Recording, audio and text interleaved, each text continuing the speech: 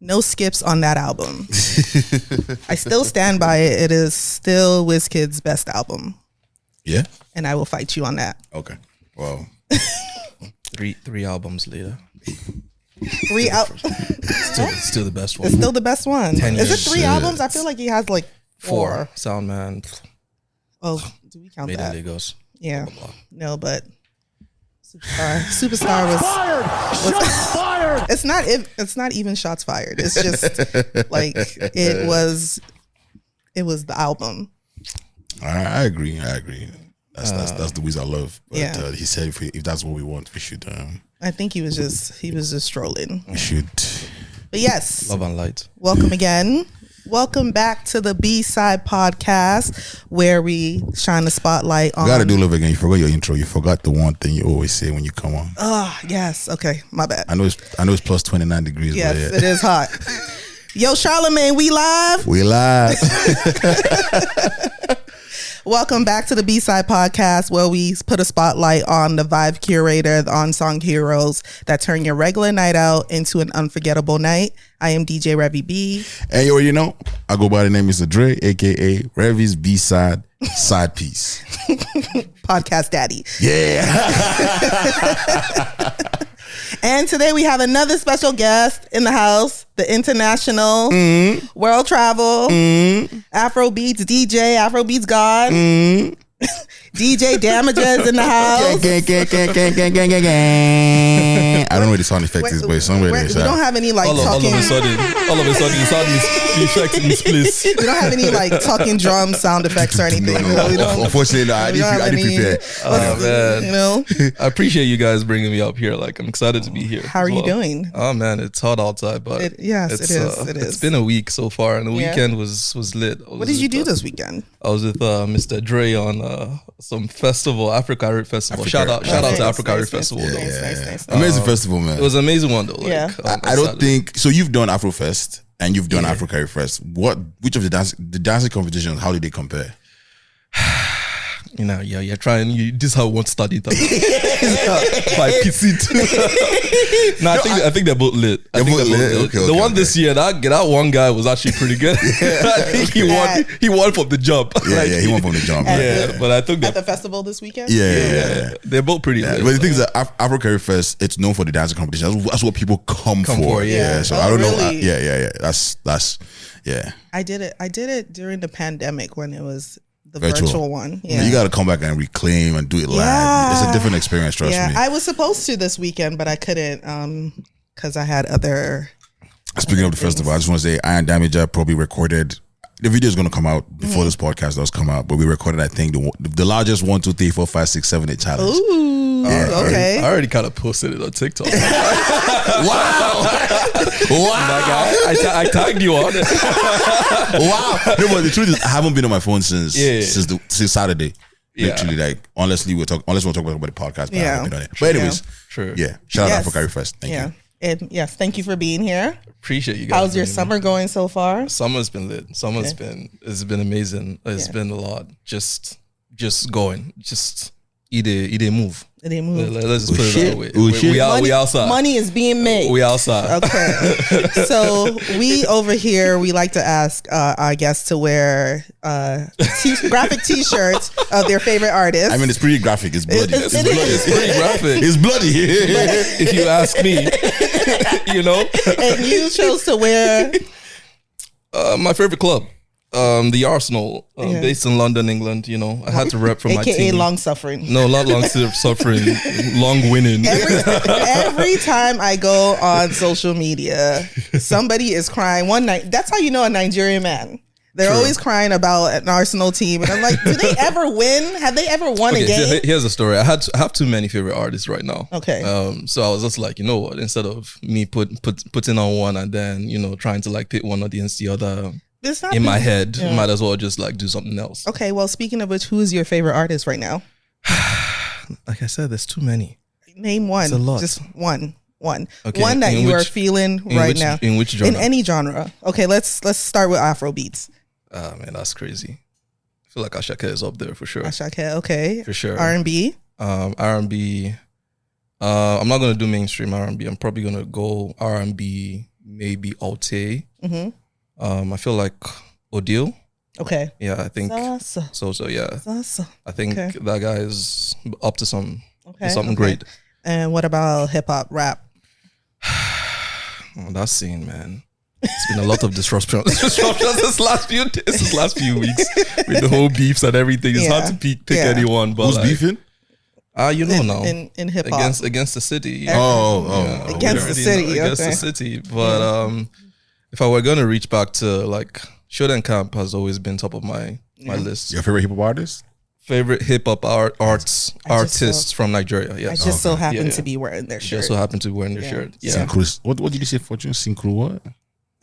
Synchro something. Synchro something. She had us play like a Olamide song off the new Guy album. Yeah, I hear that's I listened to a few songs, but I haven't really gotten a chance to listen to a lot of albums that have just come out like in the past few weeks. To be fair, there's a lot that's dropped in the past few weeks. I feel you on that one. A lot of noise, a lot of not so good, a lot of not so damn. A lot good, a lot of not so good. Revy, you're coming with the heat right now. I'm just being honest. I'm gonna ask you, which one do you think is not so good? Well, personally, no shade. I'm a big Rema fan, but I didn't really like the Rema album, and I know a lot of men like that album. To go there. But that song, when I hear it, it gives me anxiety for some reason. Like it just makes my head hurt. Revy, you're showing your age. Wow. You know what? Revy, you're showing your age. I text my other friend who's also a DJ. I'm not gonna put him out there, but he felt the same way. He's like, "Are we old?" I'm like, "I think so." I'm just like, "What is this?" All I would say is I can only do Ozeba twice. The third one, you guys. Wait, twice in what time period? Like exactly in the party. No, in the party, like in the party, like twice. Like I can only do the matching twice. Like after that, someone's gonna have to put me on a stretcher. You're gonna put me on a stretcher. But I did hear it at a party during Caravana weekend, and it was because I was like, I like to give songs a chance for me to hear it at the club. It is lit at the right time. It's definitely a lot of energy for sure. Yeah, but outside of that, like Rema is credited as the one that brought back Afrobeats. What do you think about that?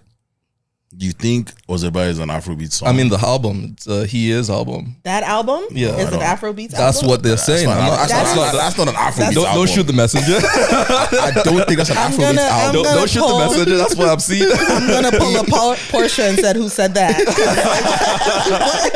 That is not an Afrobeat album. It reminds me a lot. It's like a trap album. Yeah. Like it's like, I was talking to another friend, and it reminded me of like, I don't know if you guys listen to like Bone Crusher back in the day. Like, I ain't never scared. Like, exactly. Basically what, or like like Ludacris moves. It has some Afrobeat elements to it for sure. The songwriting, but the beats are not. It's clearly like a rave. It's a rave type of album. It's a rave. It's not for me. I'll say that it's not for me, and that's fine. All music doesn't have to be for me. I like. What's that song? Yeah. I like that song. Yeah. But there's a few good ones in there. Am I the only one that thinks? Okay, this is me going left field, but I think Moving, the new song by Omale has crack in it. Like, I like that song. Is crazy. I like that song. I feel like Omale is quite underrated. He is. But there's a certain community that really appreciates him. I love him. That's not in our community, by the way. I like his music. I love. I really like his music from like when he first started. There's a community that you play that song for, he sung for them, and they just go off. Oh, really? And I don't know when it's not the same vibe for us. It's just like, okay, we play it so I'll be so whatever. Mm-hmm. That's Afrobeats, by the way. That's Afrobeats. But everybody's just like gentle to the song. But there's a certain type of people you play for. It's like, yo, they go that's crazy my shit. to it. You know? I love Omale, man. Yeah. Okay. What has been your favorite album that's dropped this summer, Afrobeats wise? Afrobeats, because we've had a lot. We've had the whole year. Like so far this year, summer. I mean, dropped this summer. Like we had like Ara Star. We had 10. 5. Timaya even just dropped like this weekend. I haven't listened to Timaya. We had Ashake. Olamide dropped something. If you want to count Tyler. So that's what I was saying. Are we doing Afrobeats or just Afro music in general? Afro music in general. Tyler's up there for sure. Yeah. I was very, very, very, very, very surprised. I think I went in with very low expectations. I don't know, but I remember me and my cousin were listening to it. I gotta go to Spotify, it was good. Tyler is like, I feel like that album is very slept on. Yes. And I feel like they dropped it too soon. I think they could have waited till like the cusp of summer to drop that album because people just forgot about it. Jump was, I think people forgot it. Remember, she was supposed to go on tour. She was supposed to go and she got injured, so that's why the album came out when it came out. And she won the Grammy, so they wanted to like start to feed up of that hype, right? Like capitalize on the hype, right? So I feel like, you know, around like a May drop would have been great. So just to keep it in people's memories. I think Jump was like one of the summer songs this year. It is still. Yeah, it is still. I just feel like it could still have that. It still have life in it by now if they dropped it later on. But I think, I mean, to your question, it's up there. Yeah. Tyler's album is up there. Contrary to popular belief in this room, I put Rema's album up there too. Of course you do. I think there's a lot of hype songs. There's a lot of songs that a DJ can play that will get the crowd hype. I love the intro to the songs. All of the intros were just epic. Yeah. All the intros to the song, maybe not all the songs, but like the first 5 songs had epic intros. Yeah. And I don't know where they got those intros from, but like they were epic. So that's one thing I like about the album. I like the fact that he gambled on the album. Yeah. Like Rema, I like that. I like he pushes the the envelope. Yeah, he pushed the envelope a little bit. And he's that type of person. He's a creative, so he's just one thing. You can't predict him. Yeah. Which other album? Ashake's album too is up there, even though you're naming all the albums at this point. Like, I just said top 3. I said 1 or 2. Okay, Ashake's album. Okay, top 3. Okay. Lungu Boy. So skating. It's a lifestyle. Okay. You gotta do like brother. You gotta do like skating. It's a lifestyle. Y'all are just like killing me right now. You guys are killing me. You guys are killing me. I do like MMS. So when you're getting ready, what? I like MMS was the perfect intro to any album. I like the song. No, I like the song. I like MMS. I like the intro to the album. Yeah, I like it. I like the song. The intro was Asha's. And then entered MMS. I like the way he started it, and I like the way he ended the album. Yeah. I like the one. I like the way he started it, and I like the way he ended the album. In between, kind of lost me a little bit. Yeah, no, you went skating. Okay, top 3. Yeah. Tyler, what was my second one? Rema and if you forget it that quickly, is it really your top 3? Which one? If you forget the Rema's album so quickly. Oh, I didn't forget it. You just said what was my second one? Oh no. There's like 6 to pick from. So I was like, which one of them? So Tyler, Rema, and Thames. Okay. Yeah. Okay. What about you? All the ladies. Ara, Thames, Tyler. Okay, mine is different. For some reason, mine is just left field. Maybe that's maybe I'm just being B-side with it. But these are the ones that I've listened to. Yeah, I get, and that's the thing. Yeah. Again, like I've said this before, I don't listen to a lot of artists outside of the club, like all these like mainstream. So the artists I'm currently listening to, Simi, I love her new project. For some reason, I didn't even know it dropped yet. It dropped, yeah. King Maddie's Deluxe project or whatever it is. There's some songs on there that I like. Yeah. So those are 2 I'm currently listening to, and then those are the 2 that I really have been like messing with. Yeah. Victoria also dropped the project too. Oh yeah. He came to Toronto too and performed. I heard that was lit. When was that? That was like on Tuesday. It was on Tuesday. It was on a Tuesday. Had a party on a Tuesday. Rema had a party on a Thursday or something like that. Thursday is more reasonable. It's more reasonable. Tuesday, fam. But it's a concert though. Yeah. So it's not like you technically should be able to do a concert every night. They cut them off. Oh, at really? the level, yeah. Yeah. I don't think they knew what was coming.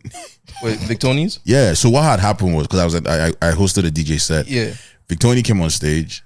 He was performing. Then he brought out Mayokun. Then he exited to let Mayokun perform. Oh, okay. And we're like, no, one more song. And so Mayokun had to leave without performing. And then Victoria came and performed. What's his biggest song now? Risk. Risk. No, not risk. One that everybody loves. So Soweto, yeah.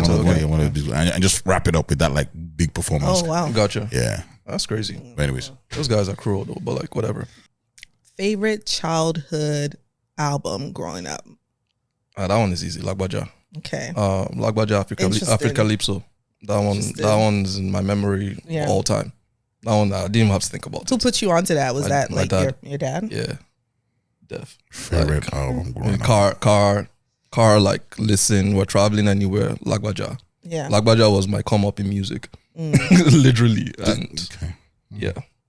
Was that the album you would say made you fall in love with music? Yes. Lagbaja literally made me fall in love. What about it?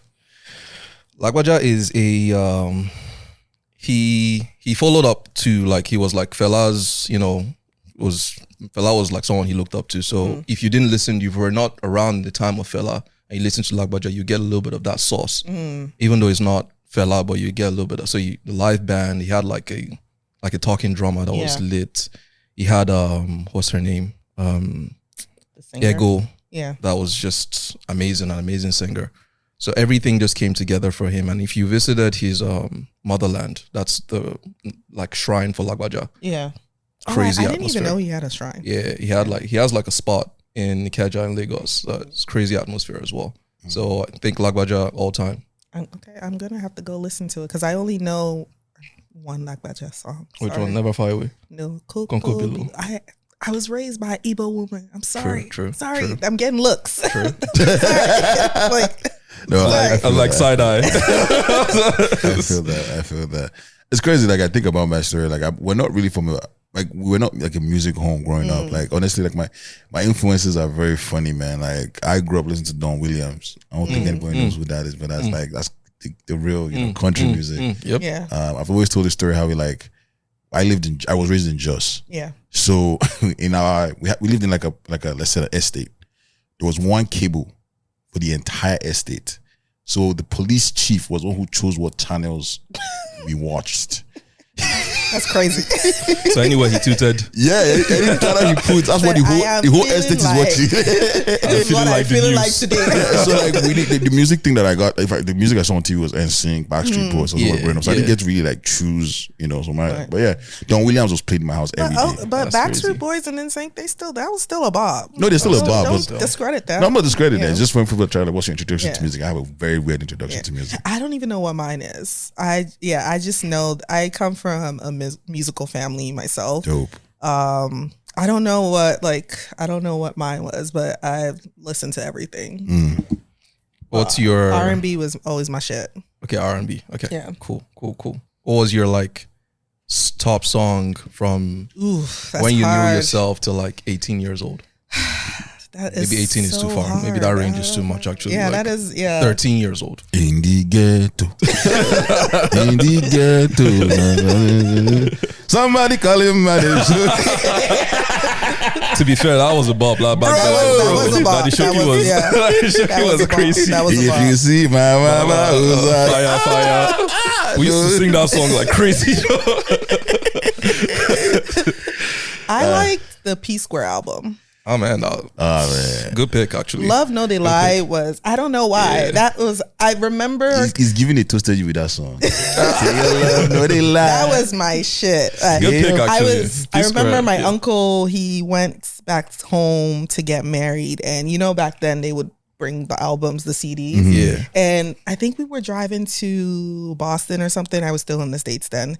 And I vividly remember first time listening to that album and being like, wow, like this is from Nigeria, and just being so impressed with it. And yeah, Love No They Lie was my shit. I feel like P Square, they told them to go back into the studio and listen to all their old music. And maybe that's how they will make up. I feel they've lost. Didn't they make up? They just broke up. They broke up.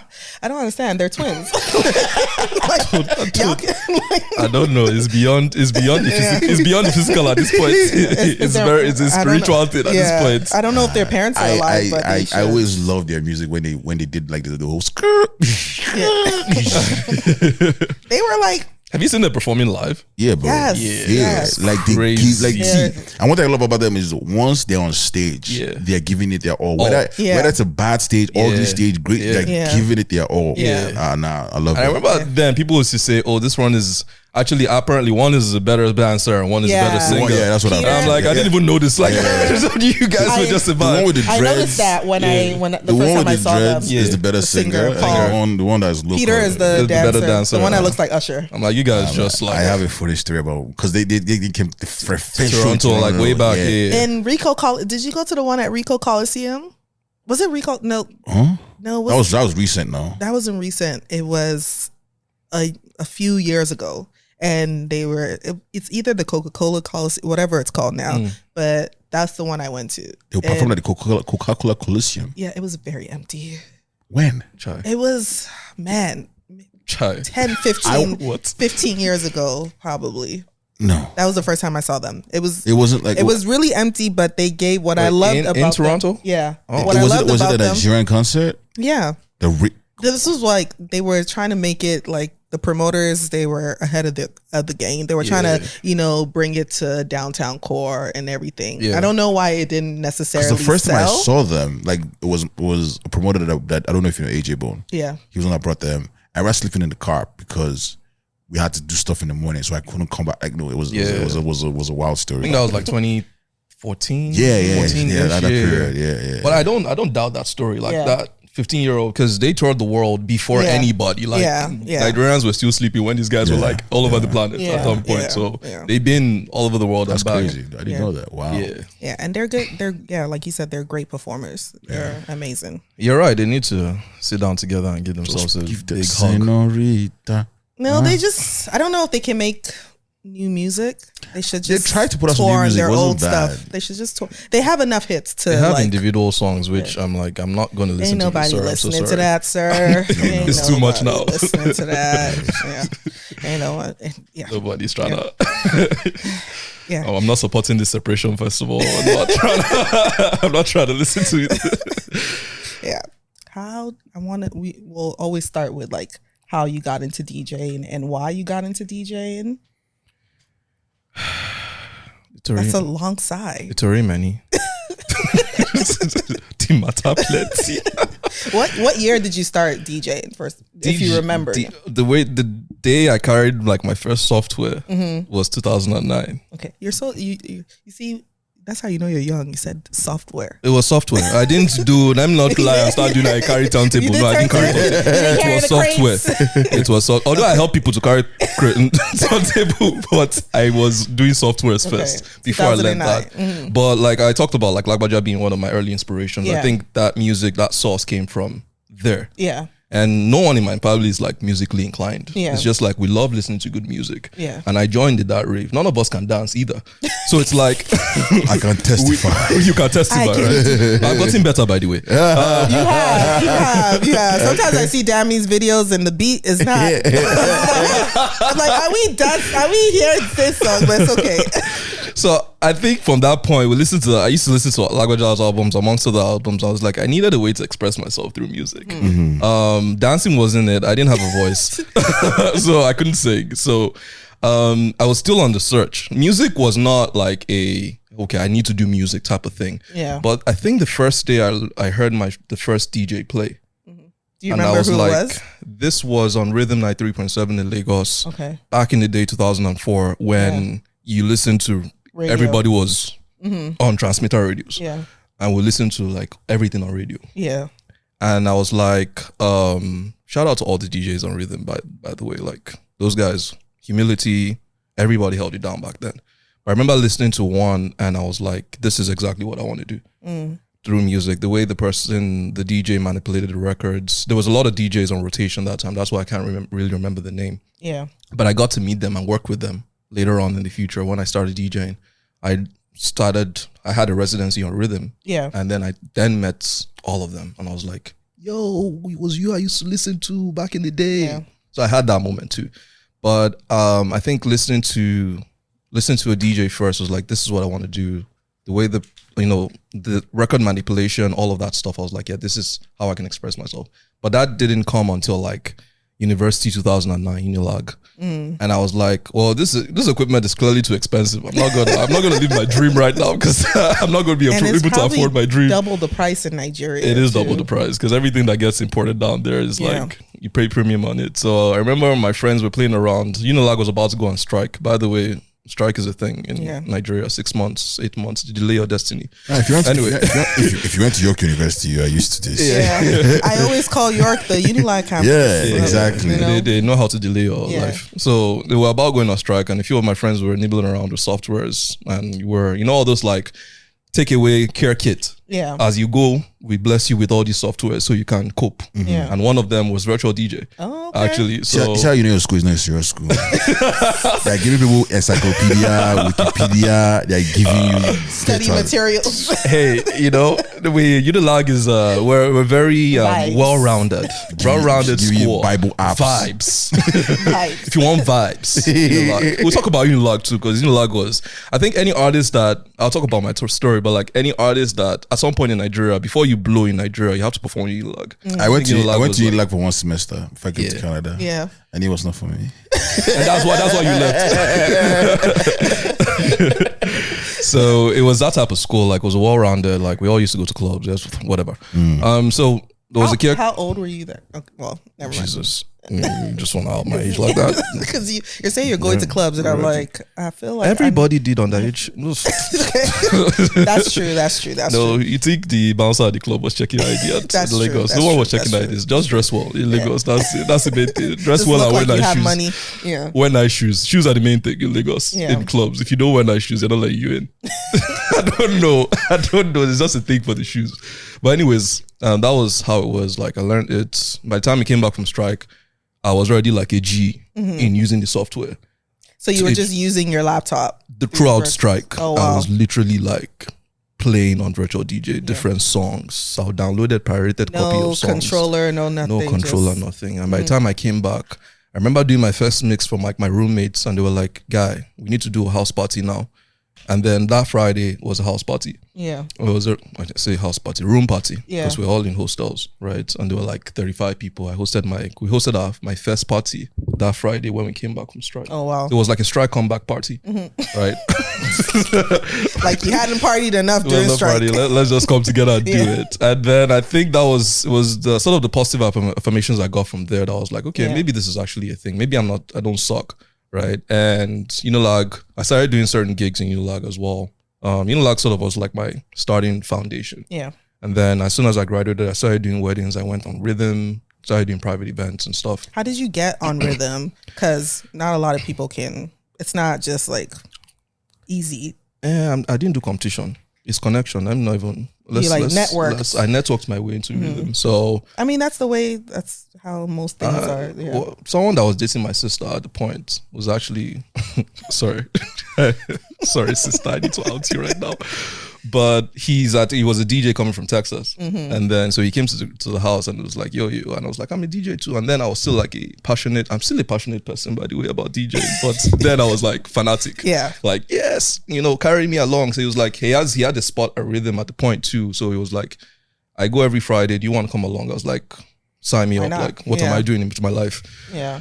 So I went with him on Friday. It was just purely watching. I was not even just there to see my heroes, literally. So, and then at the point he traveled back, so they needed someone at the spot. That's how they signed me up. So it was all Rhythm up until I left Nigeria. Oh wow. And events as well, and so doing radio. And were you like prime time spot? Was it? Do you consider Friday night from 11 p.m. to 5 a.m. prime time? 11 p.m. to 5 a.m. It was a long ass spot. And that is a marathon. It was a marathon. And the reason why they put me there is because everybody was going to the clubs. So they wanted this guy to hold it down on the radio, right? I think it's a good time. I wouldn't say it's not a prime time spot, but it's still a good time because when you think about 11 p.m., people are listening to it while they're getting ready to go to the club, on their way to the club, and then on their way back home too. Because in Nigeria, people don't get to clubs until like 2 a.m. 2 a.m. So, but I also think that with the way Nigeria functions, people are listening at that 1 a.m. to because everybody's in the club. Some people are buying suya and what's playing on the radio. Exactly. So like people are hanging out in beer parlors.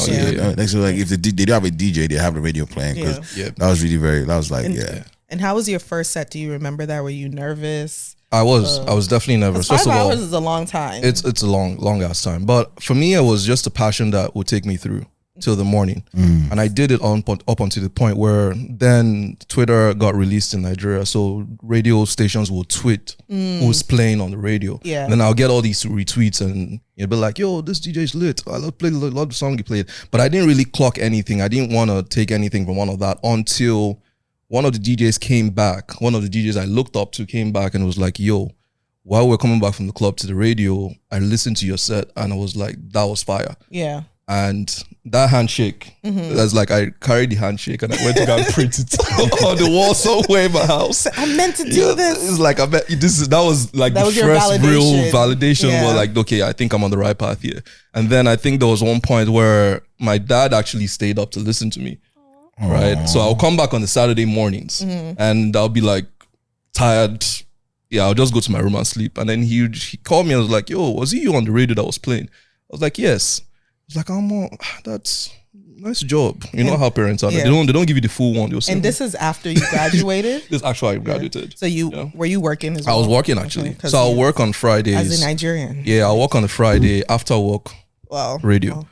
Wow. But I did it and I did it for free because I wasn't getting paid because I just loved it. Yeah. And I still love it. Yeah. So like it was just out of passion. I was still just go out to do it.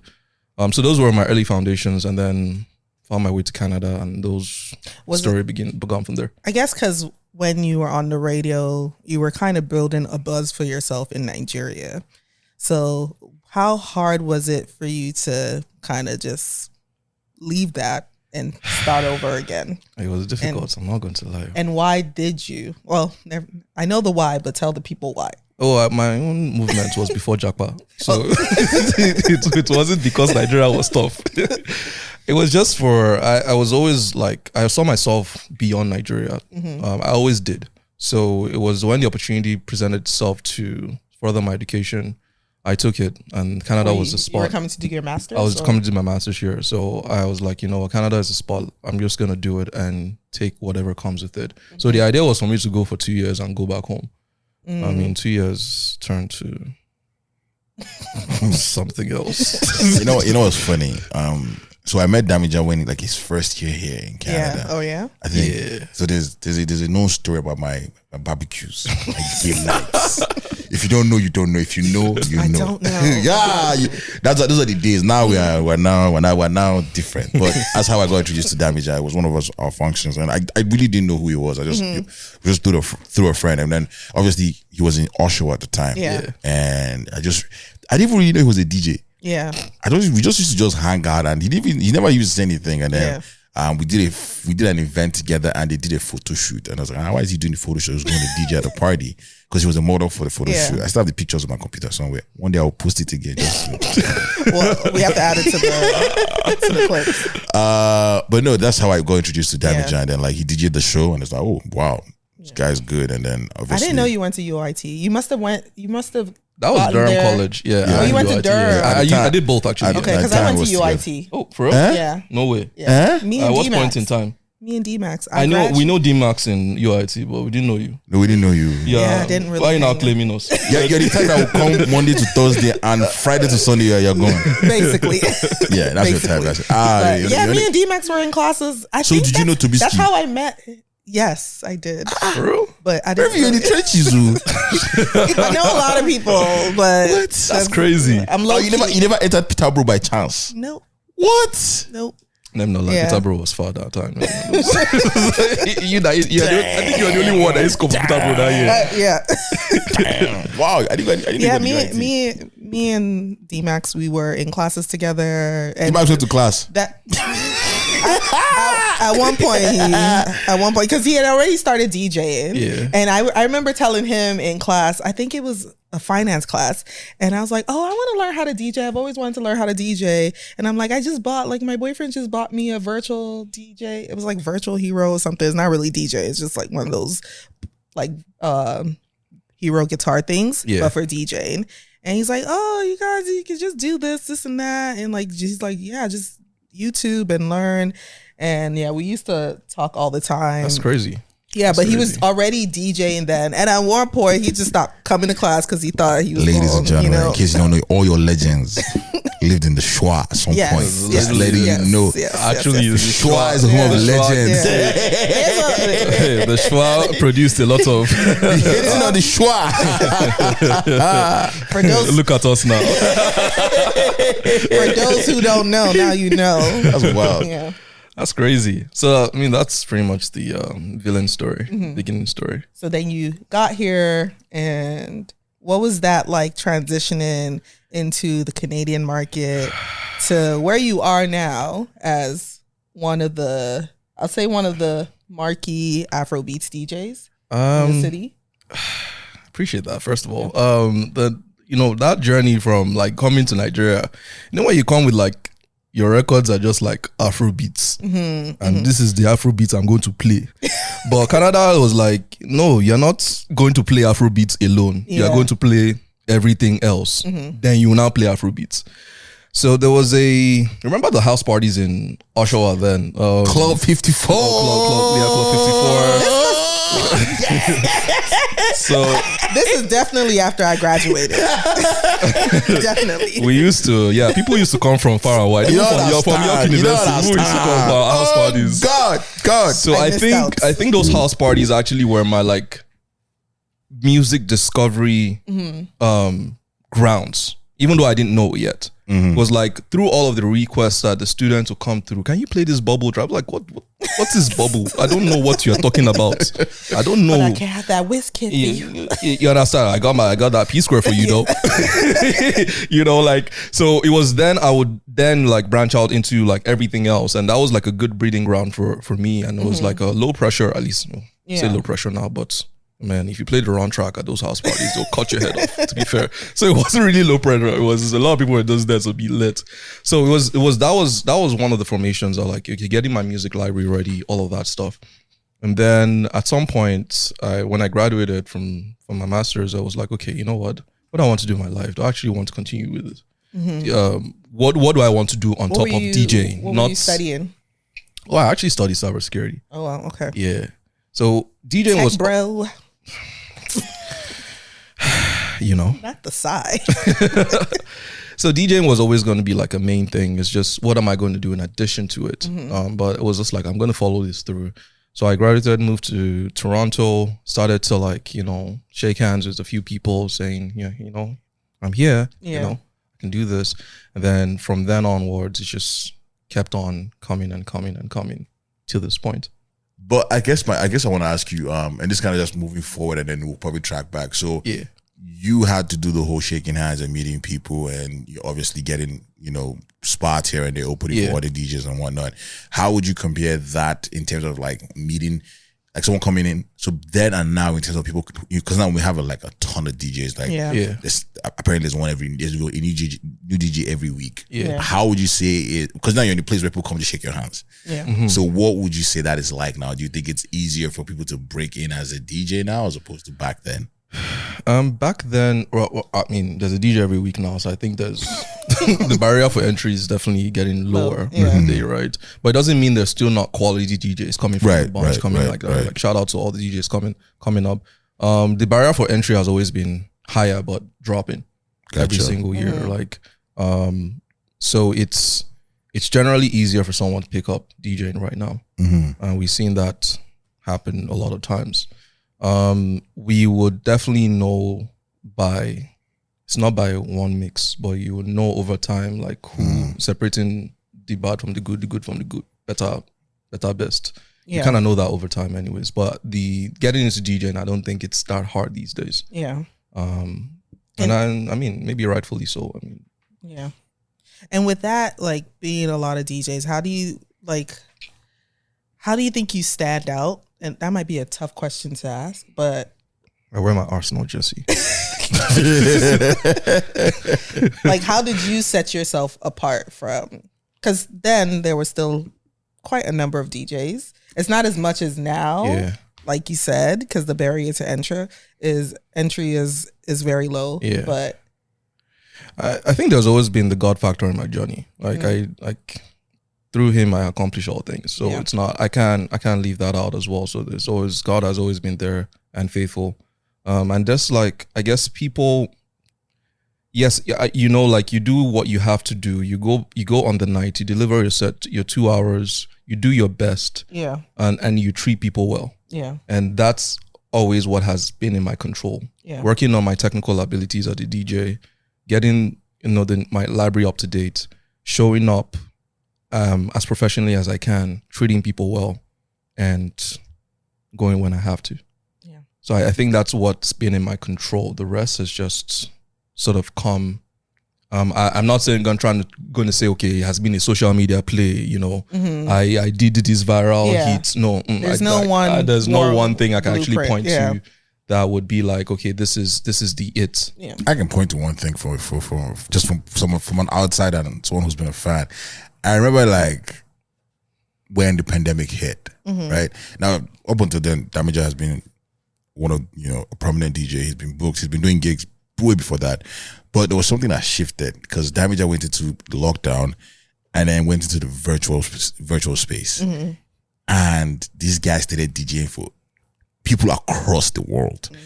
And it might have looked like, he wasn't in the clubs with everybody else. I mean, the clubs weren't open. Yeah. But he was doing something that when he came out of the lockdown, he was light years ahead of certain DJs who are in like the wedding space, private functional space. Because now all the clients that he was playing for from his home and they're dancing in Dubai or Malaysia or Morocco, and they're like, oh wait, we're outside.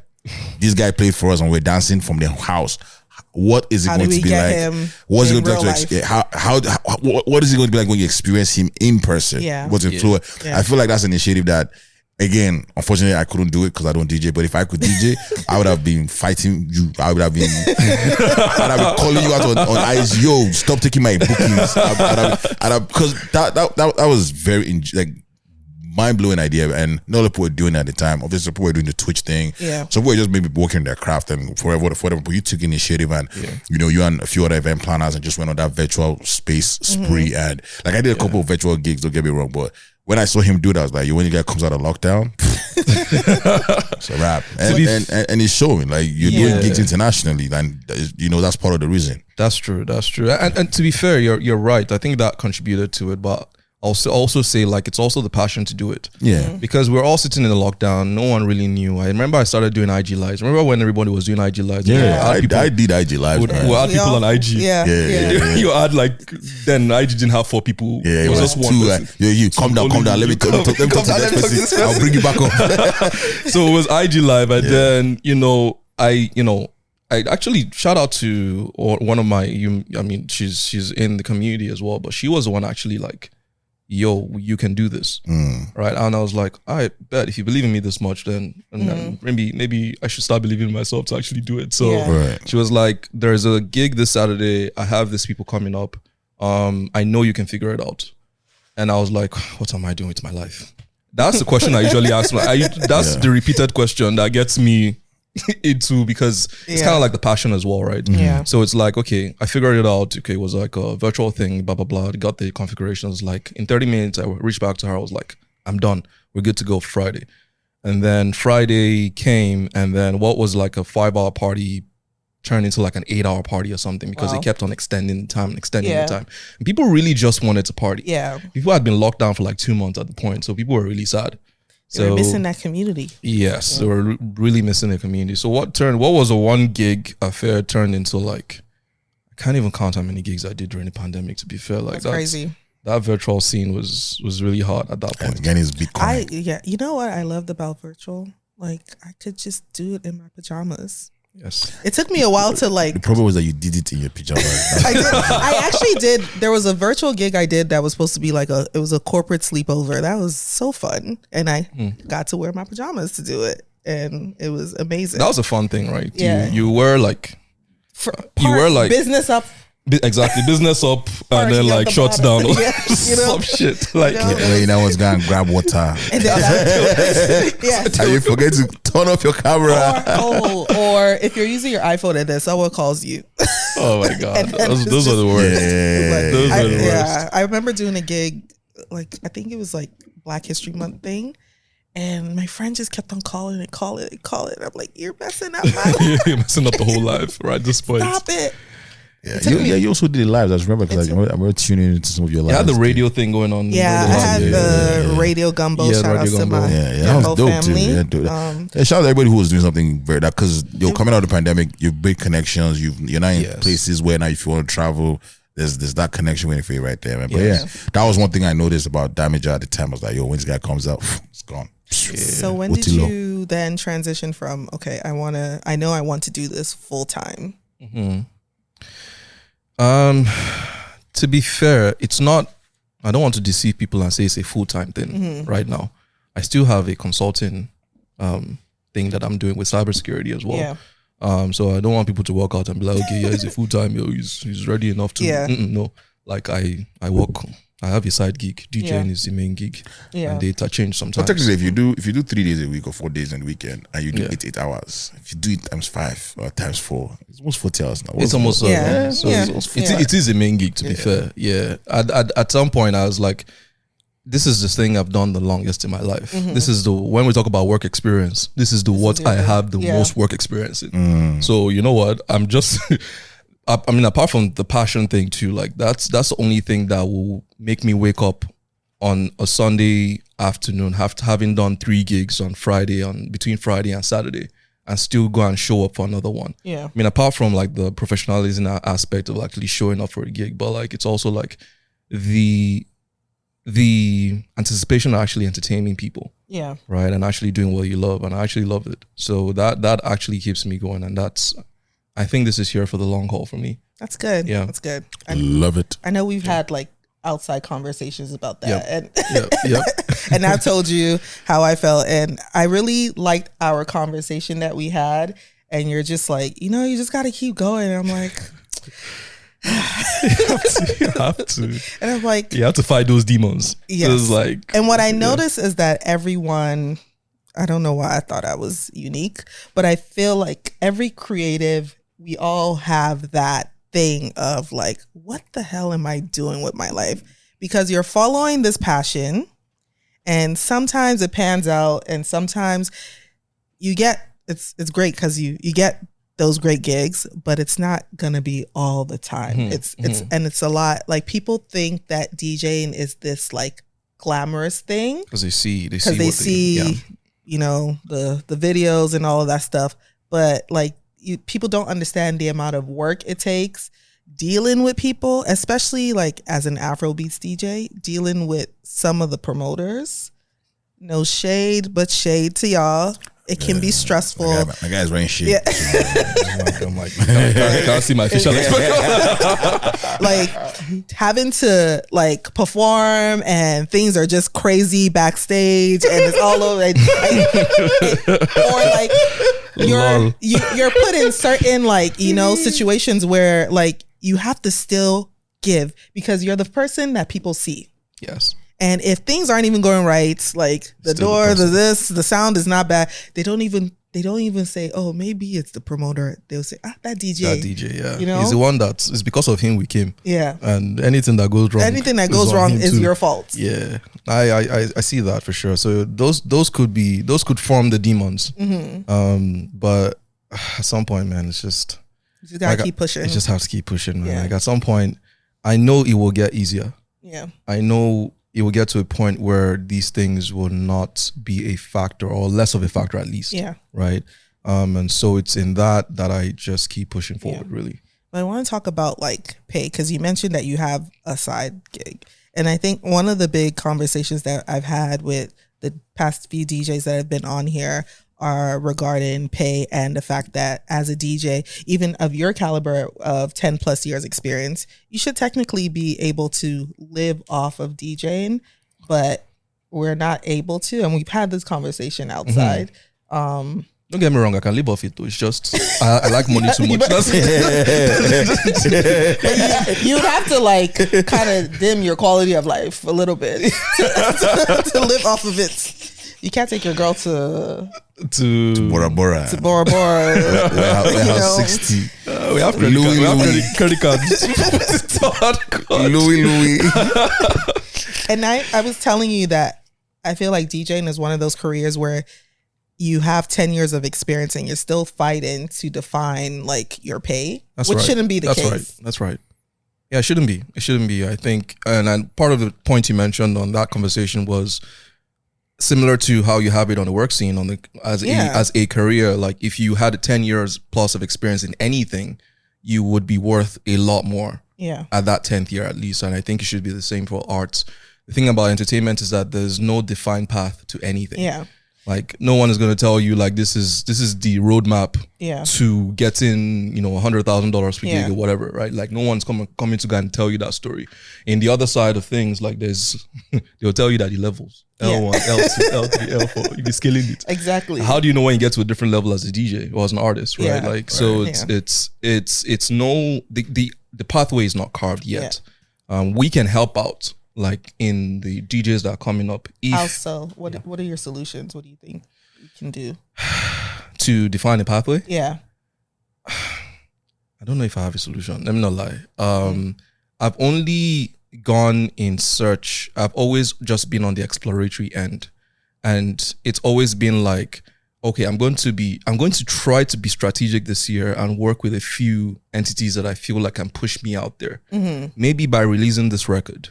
Maybe by releasing this EP, maybe by releasing this, maybe by getting this amount of streams, maybe by, this. So it's always been a maybe by doing this. Yeah. It's not like you release a song and it gets 5 million streams and you put it on your EPK. Yeah. It gets out there, you're booked on a festival for sure. It's never that way really, right? So you can, I don't know, maybe you ask somebody else and they have a defined pathway. I know DJs are going viral on TikTok these days are getting booked. Maybe that's a pathway to getting it. Yeah.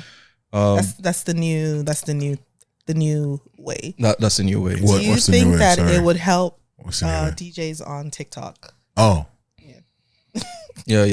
Wait, there are DJs on TikTok? Yeah, like no, not necessarily there are DJs on TikTok, but like myself, Damiger, other DJs in the room. Like, you can showcase your skills on TikTok and go viral, and from there, people will book you for events. So that's a certain pathway to go, right? And if I were advising anyone right now coming up, it'd be like, make sure your shit is taped, make sure you're on video, because video is it these days, right?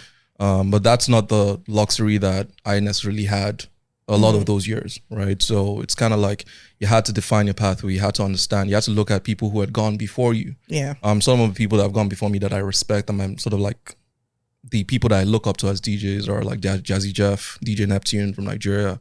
So I look at those guys. I'm like, okay, what did these guys do to get to whatever level, what I perceive as their next level? Yeah. And maybe that's what I can model as well. So that's always been that. And then I pray to God, Baba God every morning and be like, please help me.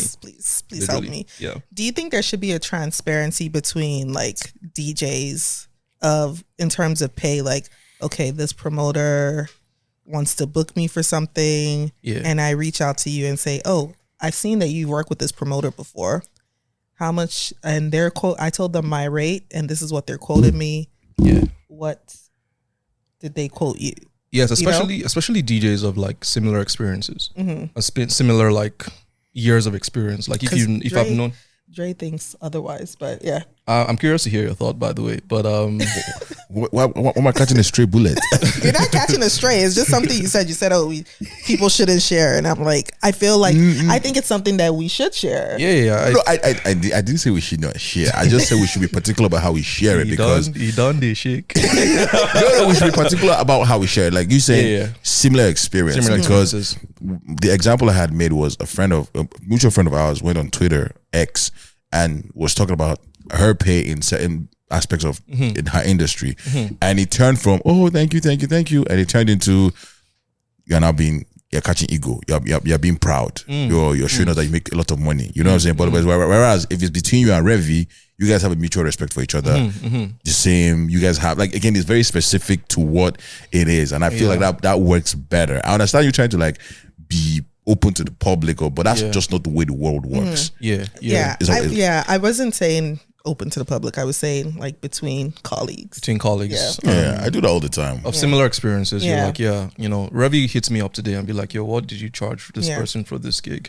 I'm most likely share with Revy, right? Because I know, like, I've seen Revy from the come up, right? And so it's like, yes, and then to transparency could exist, but it's also the same way as like the the other careers, like the transparency there as well too. Yeah, but in those other careers too, like now they're starting to put ranges of salary, so there's still somewhat salary of ranges. You know, there's still somewhat of a transparency. I feel range too now.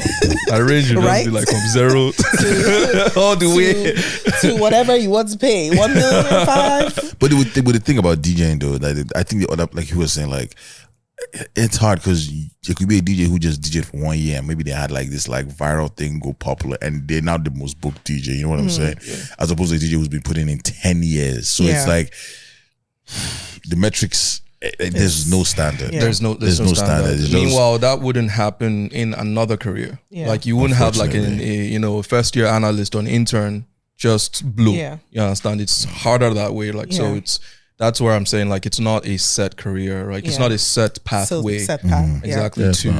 That's where all my depression comes in because I'm like, if it was just a set thing, like I know you do this, but it's like skating. I think at the end of the day, you just kind of have to follow like your intuition and your heart, really. Mm-hmm. Like, but I do also believe in like I know everybody here, when the people in the back, everybody doesn't do one thing. Yeah, because it all, as long as it all adds up, it boosts your resume on different sides. Because they're like now if they're going to introduce, if they want to now like, if they want to book Damiger on a radio show, DJ, artist, model, artist, producer, Yoruba demon.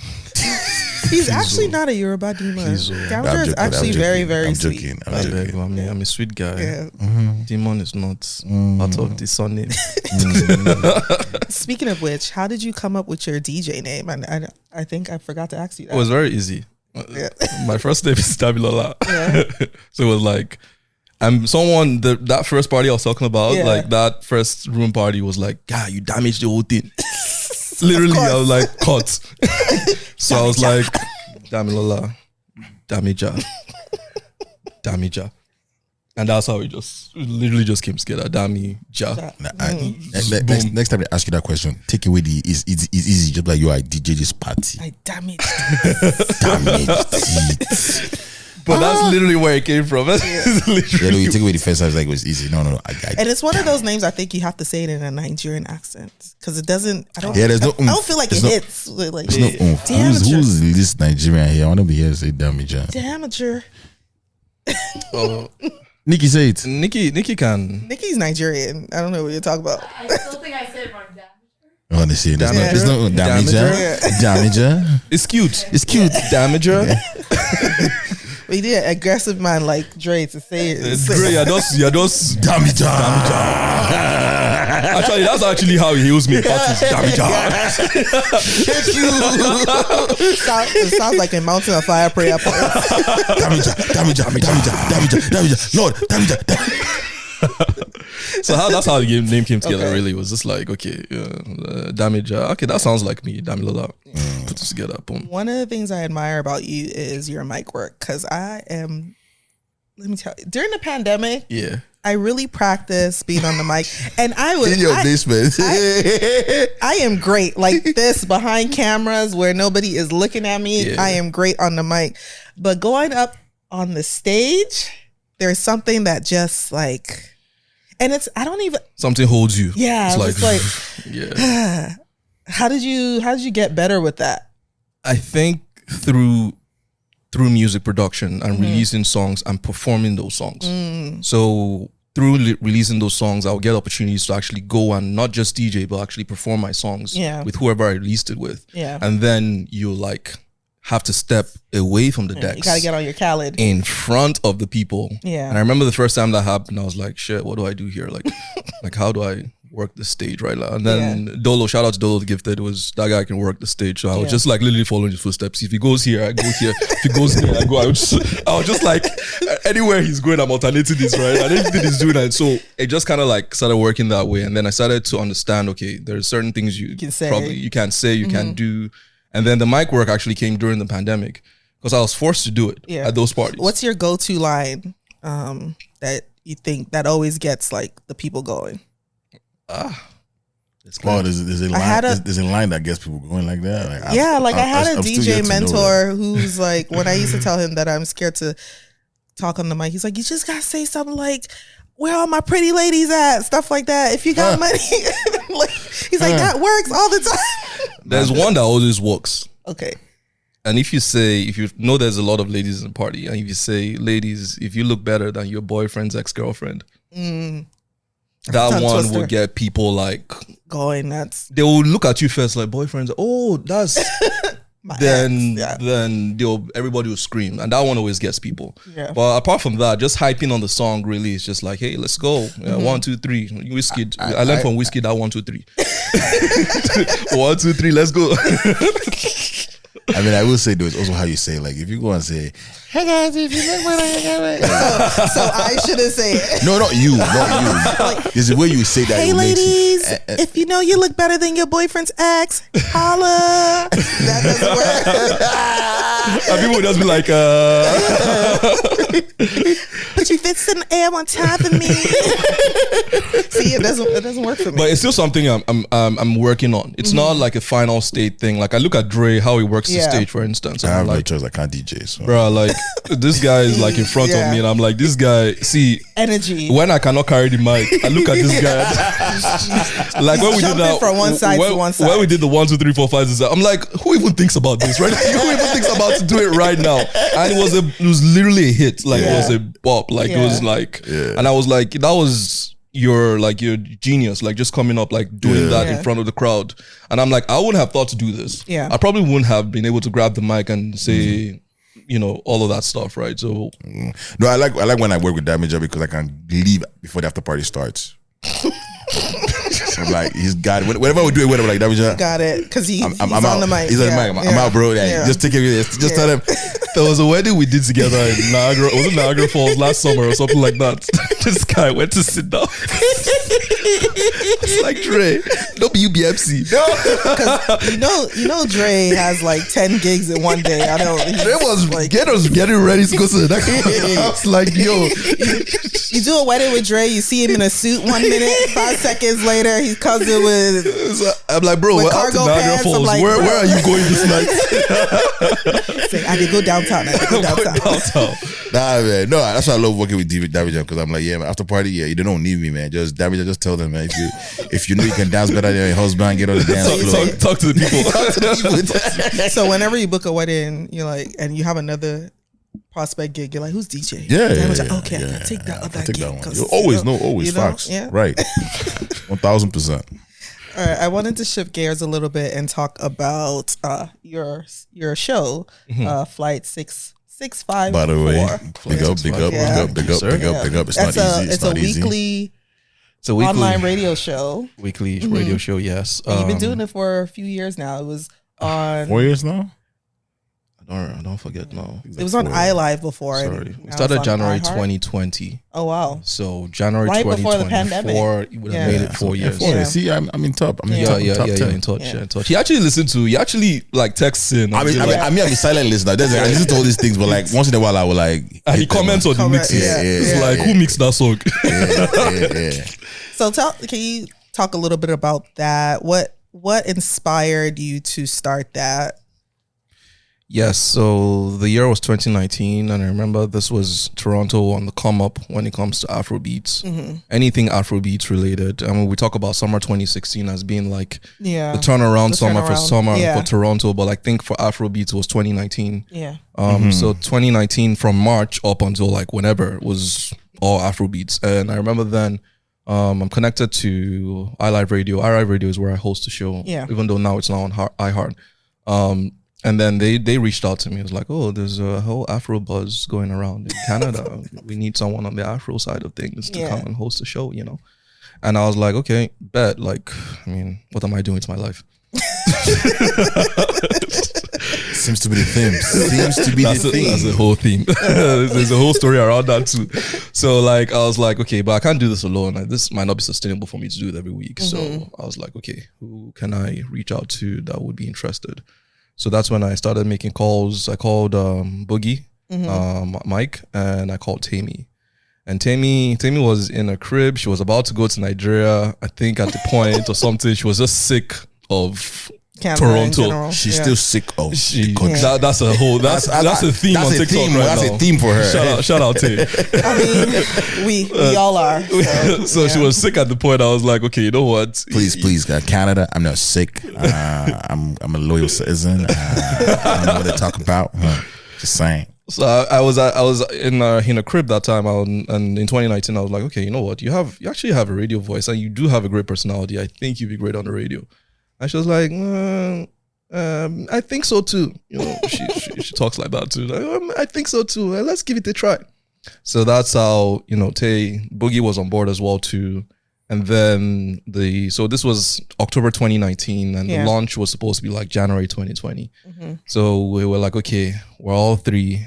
So the model show we modeled that show after, a lot of people don't know, is Breakfast Club. I figured. Because there's a DJ and Charlemagne and Angela. What used to be Angela. How come you all never called me? See, I've been figuring things out. Like we had a guest here. I sent them a DM.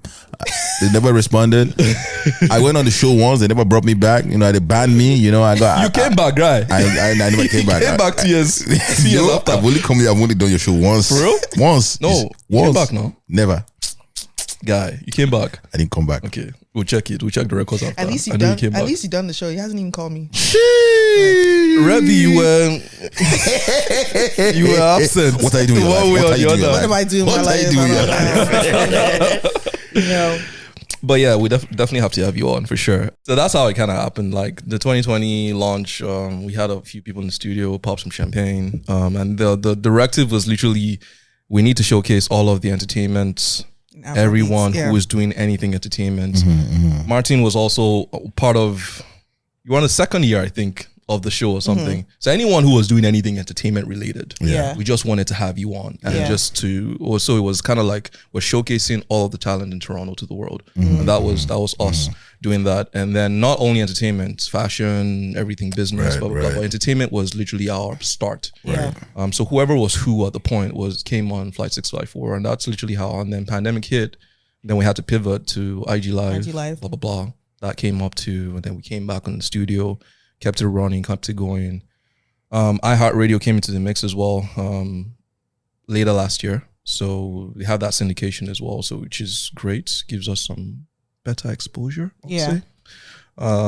And that's been it ever since. Ish. Congratulations. Thank you. When did you decide to then now transition from DJing, radio host to, I want to make music. I want to put my own music out there. And what was your inspiration behind that? 2019 was still the year. 2019 is a pivotal year. It was a pivotal year. I had just done Wizkid at Rebel. And that was a phenomenal show, by the way. Whoever attended, God bless that person. It was a phenomenal show. Leave me alone. Shut up. Okay, let me know. You see, you people like to be political correct. It is not political. Shout out to people forgetting their mixers. You know, that's how the opportunity. You know. Yes, people. Whatever. So Wizkid had just, I had a certain buzz around me in the city at that point. So it was like, okay, what do I want to start doing with my life? Again. It's always that question though. So shout out Dolo. I keep bringing his name up because he was the one that was like, yo guy, what are you doing with your life? Like you can actually start releasing records. And he was also already releasing records at the time. So it was like, okay, I heard some of the Afro, some of the songs he had. And I was like, yo, bro, you could do anything. You can literally rap on any beat, right? Like, so like, let's actually collaborate. So that's how we came up with the idea for Celebrate. Celebrate was the first record, was the first single. Shout out Pablo. Who produced that? Was that you or? That was by Dicey. Okay. In collaboration, me and Dicey. Dicey is based in Nigeria, but we went to Unilag together. Shout out Unilag one more time. And so that came up, and Celebrate was just high energy. Celebrate. I'm gonna give you on the Celebrate. So it was a high energy record. I loved the shit out of that record really because it was just like a time. It epitomized 2019 summer for me. It was a time for celebration really. And anytime I remember 2019 summer, And I'm sure you do too. It's like, yeah, it was a pivotal time. It was a pivotal time. I was going into 2020 feeling very 2020 vision. Like, you know what I'm saying? Like, you understand? Like, I was like, yes. This is my year.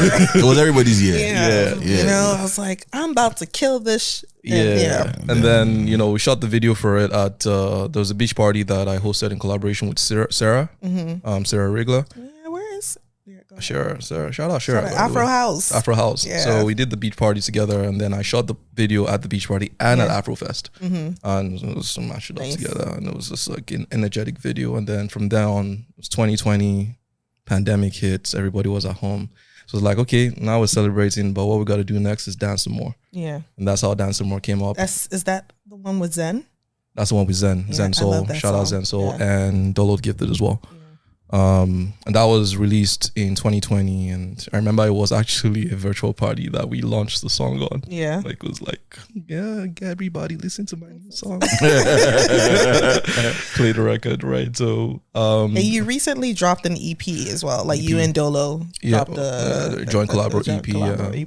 No, that was good. I actually went on a media tour for that in Nigeria as well too. So that was actually good. It was actually, what was that experience like? I didn't expect much from, because Nigeria has a different type of sound. People be moving different in Nigeria sometimes, right? So you go on the streets in Nigeria, it's like, man, these guys are listening to something different. Yeah, that is not connected to what our experiences are here. Like, we're out here listening to Ashake, but these guys are like on some Shei vibes, thing. So it's always different. Yeah. So I would go on the radios there and the podcast over there, and they would be like, yo, this, Hands Up High record. Wow, that's a crazy ass record. Who's the rapper on this song?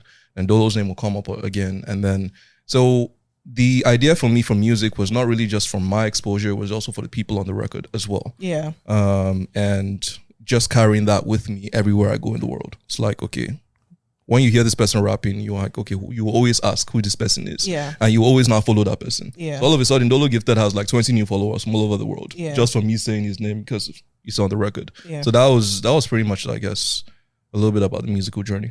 Yeah. I wanted to talk about, because you're an Afrobeats DJ, and we all noticed, like you said, before you came, all you knew was Afrobeats, and then coming into Canada, it was kind of like a culture shock, because like only the people who know were listening to it, but now it has become mainstream to a sense. I want to talk about, how do you feel about that? Because I know like the growth of it and where it's going, because Rema recently said something about how we need to gatekeep it. Yeah, I heard that. Which I feel like was a little contradictory to him, because he also did a remix with Selena Gomez.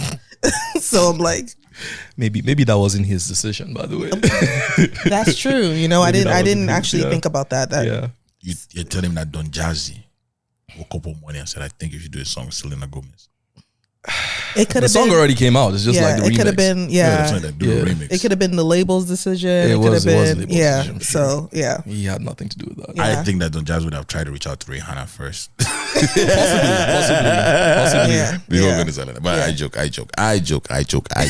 I joke. Selena is a big star. I mean, the song huge. Like took off after that. It did. Like it went crazy. But like, how do you feel about the current state of Afrobeats and where it's going? And do you agree that it needs to be? I'm asking you like 3 questions in one.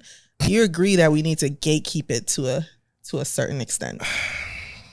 I mean, Afrobeats DJ, but I also call myself the Afrobeats evangelist, because everywhere I just go, it's like I carry, my 20s. I'm on a mission to make sure these people dance to this Afro record, this Afrobeats. Yeah. So it's like seeing where it is, I'm proud. Yeah. Because this was not where it was 10 years ago. Right. I'm proud. Coming out of the pandemic, I think that's where like Afrobeat started to like. Yeah. And I had mixed feelings then. I'm not going to lie. It was like, come on, man. This one weird. These people. Because now you have like non-Afrobeats DJs to a sense playing and all that. But I feel that's different, because you can tell the people who listen to Afrobeats and who don't. Like they'll play the certain 4 songs back to back. There's a 4 songs. There's like a starter pack. Yeah, Afrobeats, exactly. I still don't know how Joanna is still in the starter pack. Joanna now has to be in the startup. It's there. It's there. You know, I get it, but it's just crazy how long. How they've not switched it up. Yeah, that song is having a run of its life, man. Yeah. To be fair, what used to be 4 songs is now like maybe 8 songs or 6 songs, 8 songs. So you have like if I tell you, say Now it was If, Fall, Your Number, Yay, and Drogba. Even Your Number was like way before all of that anyways, but like and then Yay, and then there's Finesse now, and then that's the starter pack these days. Side note, you guys should go listen to IOJ's EP, which he dropped I think last year. I love IOJ. I love that EP. It's so underrated. Dope EP, man. Yeah, I'll check it out. He actually also went to secondary school with me. Oh really? Yeah. No. He's friends with my cousin. That's how I found out. Like before he like dropped anything, my cousin would be sending me his music and like, oh, check out this guy that I know. He went crazy. He went crazy for sure. I forgot the question that you asked me. Just like do you feel like we should be gatekeeping it? Do you like where Afrobeats is headed to? Where is he headed to? So personally for me, I feel like this year hasn't been great for the Afro sound. Is it maybe because everybody's trying to find bread? And so we're just churning out what is going to make quick bread? Maybe. I think that was last year. No, I think that was like last year. It continued into this year. Last year we had really I good just think albums. that there's not like... No, I mean the making bread part of it. Bread. Like everybody was just out there just trying to make a quick but now they can't afford anybody because everybody wants to make more bread. More bread, No, I just think it's the sound. I just think that, okay, we've done the piano thing. It's time to do something different. Like not all songs. Piano is one of those sounds that's going to last for a very long time. Yeah, but not all Afrobeat songs should be even longer now yes. Piano is a genre on its own. But not all songs should sound like that. Well, we know the mentality now. If that formula is what's selling, then people will just keep doing it. Just keep replicating it until the next formula comes out. That for me is like what I'm seeing is that I haven't been too impressed with. I don't even know what the summer hit. Like it was just. Do we have a summer hit? Don't know. Yeah. What was your no summer hit? You must play song every party. Because that brings a point to like what I don't know if you saw Buju Banton, what he said about how before we get into Buju Banton, let me just say I don't think that, and we're gonna get into Buju Banton, but I don't think we should gatekeep it necessarily, because then we start to look like what hip hop looks like now, where it's like South. It's like if you like only Atlanta people make this kind of music, and so the music doesn't go very far. That's why a lot of rappers are not doing like massive shows, because they've just sort of kept the sound within their borders or their cities. And now it's like only Atlanta people do Atlanta music, and now it's like it's just that whole weird thing. And so I feel like if we gatekeep it, it will just be stuck with you. I like the whole extrapolation, people doing different mixes, the Asian people trying to like learn Yoruba and everything. Doing as their long own as version. we understand the history, that's my thing. As long as we know that there's a history behind all of this, and when people are like, when we see people doing this, we can tell them, oh, by the way, do you know where this actual thing is from? And then be able to relate. Because sometimes like just how like CK's song blew out of nowhere. We were done with that song. When the song said, I was like, I'm like, are we actually go back to the club to play this? Like, no. Even like when Fall and If came out, like when they started playing it on the radio, this was 2 years after we had already washed the tire. I was like, so as long as we don't forget the history. So the thing, I agree with that too. And the thing about Afrobeat is that it's a feel good genre. Like people listen to it and just generally want to party, want to do something. It's vibes. You can't keep feel good. Like you can't keep it to yourself. It's something that you need to share. It's actually a communal genre. Right. So it's actually in its art form for it to be shared. Right. And so I don't know how long more we can keep it for. Yeah. That's why I like Active. Like Active for it's a good song. Where it's like they still have you brought Travis Scott to Fuji, you know? In the manner speaking as well. So I love that. So it's crazy like that, because we have the what they call it, the loyalists, like people that will still stick to the sound no matter what, right? Like they will not float around or anything, and Yeah. there's the people that will float around, do what's popular, and then come back. Yeah. It's always going to be that way. It's always been that way for any other genre. I think Afrobeat shares a lot in common with hip hop, actually. Yeah. Right. So it's always been that way. Whiskey didn't coming back, but okay. You never know. I never know. Whiskey is in a state right now. Yeah, you guys will hear Mariah, and Mariah will be sounding like Matilda. But the thing about Wiz is that he's always been able to somehow reinvent the sound sometimes. Yes. Yeah, no doubt. Like Soundman was, I feel like, the advent of like that slow, melodious Afro sound. Sexy Wiz, that's what I call it. Exactly, that's Sexy She Wiz. tell me say Wiz. Yeah, she tell me say, she's always telling him. She telling him. Anyways, you go to get to he always the has Buju. one button, one shirt on button, it's just Sexy Wiz. Yeah, do you think, so yeah, we were, the Buju Banton thing, do you think that was a fair thing for him to say? Nope. Nope. What did he say again? Something about said Afrobeats that, and Afrobeats music lacks substance. a lot of few people we don't make revolutionary or whatever. What was the song? Those songs that like. We're not like fighting. We're not like. We're not fighting with the songs. We're not. We're not using the songs to We're not fight. doing emancipation We're not. songs. It's not like we're not making any political statements with the songs. We're not helping our culture. I feel like he did his research with one of those, like, those Windows computer that those Windows 96. I think the sound has always moved with the mood of the people. When Ye, I think I would reach back out to Ye as being that monster hit that was the Emancipation. I'm not saying others did not come out. Yeah. But that was the one standout song that was like all over the world. And it shows the mood of the people at the time. Right now, Nigerians are generally tired. Yeah. We just want to have a good time. I just want to have a good time. So the songs are good, feel good songs right now. But I feel like I feel like all genre right now lacks substance. Like, I think it was an unfair thing to say because, like, what are the popular songs in dancehall music? What are they saying? Taliban? I won't say Afrobeats lack substantial. So I wouldn't. I'm saying that most of the songs are just, it's like you said, it's just vibes. It does help you feel good, but what I'm saying is that it's not like it's not deep. So take my pain. When you listen to Amali, depression, Afro depression.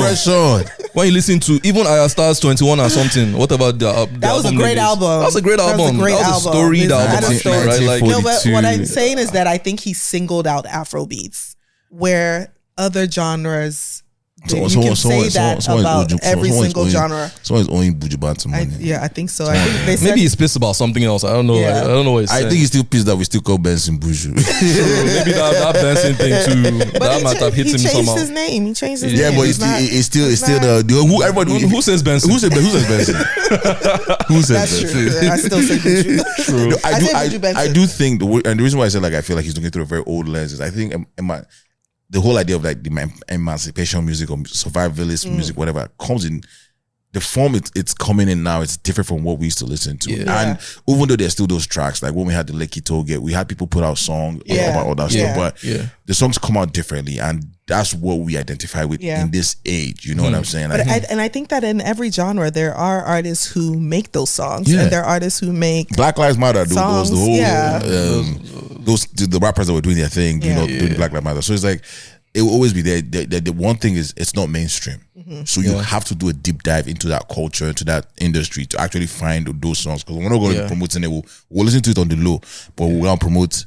The question, like, we should ask is that anyone who's saying that, have they done a deeper dive into the sound, or are they just listening to the mainstream? That's what I'm saying. Yeah, that's what. So you're not making informed decisions based on complete research. Because if you do, I think he just. I told you, man. Buju, was call upset. him. Benson, call him. Because even his description about reggae versus dancehall, if he really thinks about it, that is literally Afro beat versus Afrobeats. It's the same. It's the same thing, right? It's like newer age, old school versus new age. Yeah. And then, I mean, generally, people have all sorts of comments on Afrobeats these days, and it's nice that they talk about our sound like that, right? Like, we're giving them something to talk about. True. And it is I would say, and I'm never going to take away from the fact that once upon a time, like, reggae and dancehall, that was it. Like, that was literally it. Yeah. That was it, man. So it's I don't know how it may affect some of their pioneers and stuff, like where like Afrobeat is like kind of like that replacement sound. Yeah. Right. I don't know if they're like,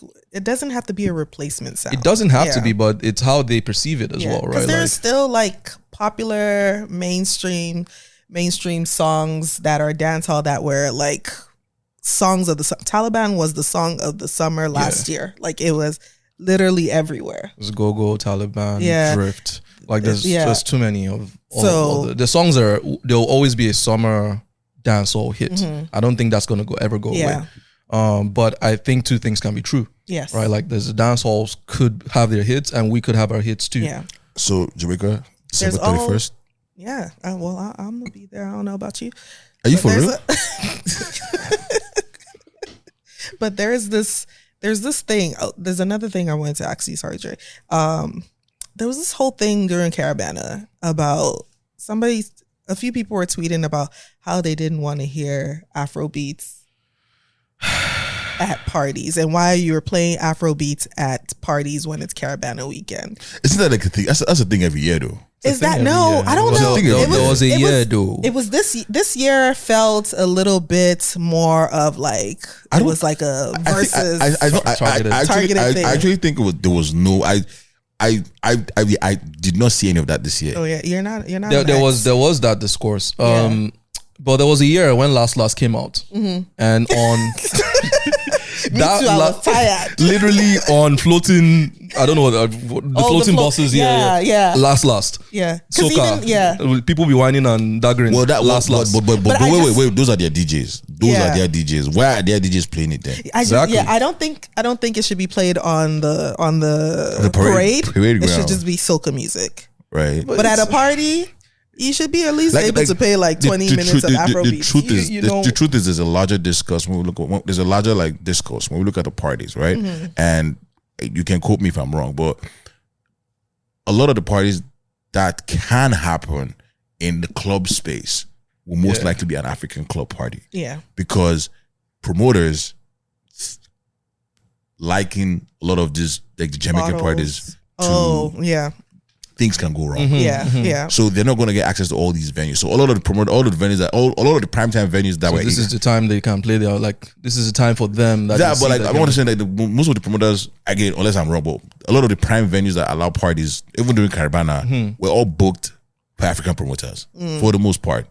But is that just because your people like to just plan ahead? Like I'm sure all I don't know if he's planning ahead, but I just think they're booked right now for they like to plan ahead. Well, he's right. There's that access thing as well. Yeah, so have the access right. So if an African promoter is putting a party, most of the songs we're gonna hear is Afrobeats. Yeah, that's one. But I'm saying like when we played with the parties I was at, when they played the dancehall and stuff, it didn't resonate well. I had people coming up saying, "Yo, can we play Afrobeats?" But that's also the parties. It depends on who. I think that if you want to listen to a certain thing, you will go to a certain party. Yeah. If you want to listen to something, don't come to a party called Afrobana, by the way. But Toronto has always been has always been that city where you hear everything everywhere. Yes. Yeah. Right. We're welcoming except in Vaughan. More. Jesus.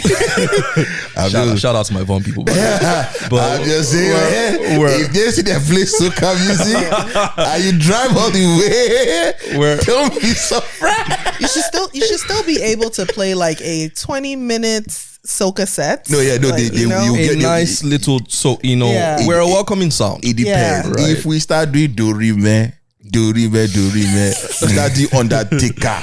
I agree. I forget Boot Banton and the rest of them. They're not playing it. But it goes to my point of if you want to listen to something, okay, this is the party spots you shouldn't go to. Yeah, you look at the DJs on the lineup and what they kind of like specialize in, what they bring, and you say, okay, I want to listen to Afrobeats. I want to listen to a mixture of everything. I'll go to at an Afrobeats party. You will most likely hear everything. Exactly. Right? Everything. I'm just exaggerating. It might be 60% Afrobeats, but you will still hear. And I think the sound has even gotten popular to the point where even at a Caravana party, I mean, you will still have the one or two people saying, "You have calm down." Yeah. Exactly. You have calm down. You have the one or two Afrobeat songs that they know. They will always request it because I think that's how just how mainstream the sound is right now. Really, it's just I love a good feel good throwbacks like dancehall, like them Sean Pauls and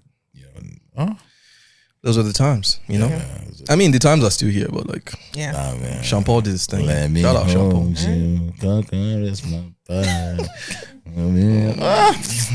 Start Dre. Who knows what girlfriend is thinking about while singing that one? See, he's even smiling sheepishly. Exactly. Not very demure of you. Anyways, what are we doing with our lives? Oh man! All right, to wrap it up, we like to have like some questions. We close it out. I'm gonna let Dre start. So Damiger, being that you're a wedding DJ, I'm gonna take one of a page out of your book. What's a song that you are tired of playing at a wedding? Tired of playing. Tired. I don't repeat songs at weddings like that. I repeat some songs that I know that are hits, but maybe I'm tempted to say Cha-Cha Slide, but but it gets the people going. It does get the people going. Although there's some people that request, do not play Cha-Cha Slide. Oh, really? You know, be like, it's actually a thing. Yeah, like we don't want Cha-Cha Slide. We don't want any chicken dance. No one nothing. We don't. We don't. So, but Cha-Cha Slide always gets. If you're looking for one of the few songs that will get everybody on the dance floor, that's one of the songs. So you can't really do it. You can't do without it, even though you don't want to play it. Yeah. Right. What's the craziest wedding you've ever DJ'd at? Like, tell me a crazy wedding story. Crazy wedding story. Damn. Yeah, menu. What would you classify as crazy? Pick one. One where you're just like, wow. Or like the party was crazy? No, or like the experience itself, like something wild happening. Just like I will never. What you're never thinking, again. I will never forget. I'm always skeptical when like I see a Nigerian wedding, almost 1,000 guests. Let's say 500 people, and then the planners are not Nigerian. I feel bad for them. Yeah. Same. Because they're always standing on the side and looking. First of all, they clock out at 10. 10 o'clock, half the time we're not done. We're not even nowhere close to being done. And so they look at me straight in the eye. I'm out. I'm not joking. It's happened to me. I'm like, so what do you want me to do? So I had a wedding planner actually. You're now the planner. I'm not the planner. I'm the MC. Resuming duty. I can't imagine. I'm not taking complaints and Nigerian weddings can go past. And then one of my first weddings, I'll never forget my first year, the planner started crying. It was also one of her first weddings, and she didn't know it was going to be this tough. I'm not going to lie. Nigerian weddings can make you cry. She started crying. I said, "Sister, we have to. You have to be strong. We are only as strong as the weakest link. You have to be strong for all of us. Push through it. Remember who you are. Damn it." Okay, I think I remember one, and this was not crazy. The dance floor was crazy. This was crazy. The dance floor was crazy, but I was getting certain requests that was anti the dance floor. Yeah. Right. And actually, Dre, we were at that wedding too. It was, the bride was from a certain region in Africa, which, you know, it was not a popular region. So she had instructed me before the wedding that I just want to hear Afrobeats. I love the Nigerian sound. I love the Amapiano. I want to hear mainstream. Yeah. I don't want anything from my region. I was like, I bet. Well, her parents had other plans. You know, I bet. Like the parents always have other plans. Whatever you want, like, you know, the client comes first. So I was there on the day, you know, prepped out my set. The dance floor was already, you know, booming, everything. And then, not the parents, they had gone to change. The uncles. There's always the uncle. It's always the uncles. The uncles. One came and asked me, it was like, do you have this song? And I'm like, I want to respect people. So I'm like, okay, you know what? I'll try to figure it out. Even though, so I searched through title, you know, did my whole Spotify search, everything. Didn't come up.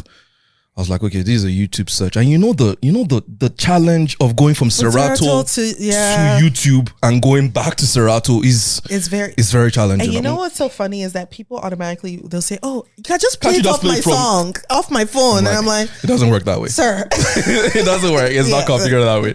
So I had to go search for the song.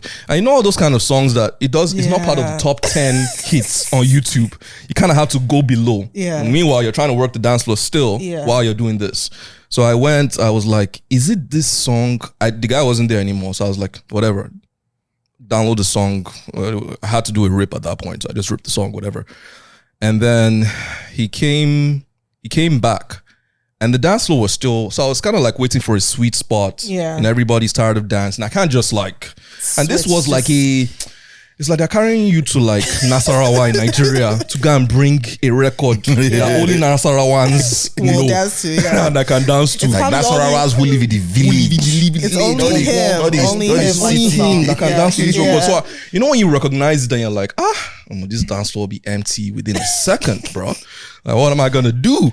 You know? So I was trying to like time it, While in the midst of everything, I already had the song ready, whatever. He came back. He was like, play this song. My friend, will you play it? So it was kind of getting aggressive at this point. I was like, all right, like I'm just trying to wait for I was trying to explain things, but the explanation was not working apparently. The wedding planner was nowhere to be found. I had no bodyguards around me. I had no one to like shield, what was coming. So I was still in that sweet spot mode, DJ, when do I switch this out to a new record, whatever. At least wait for everybody to tire out type of thing. And then I look up, everyone's still on the dance floor, by the way. I'm like here trying to select the next song.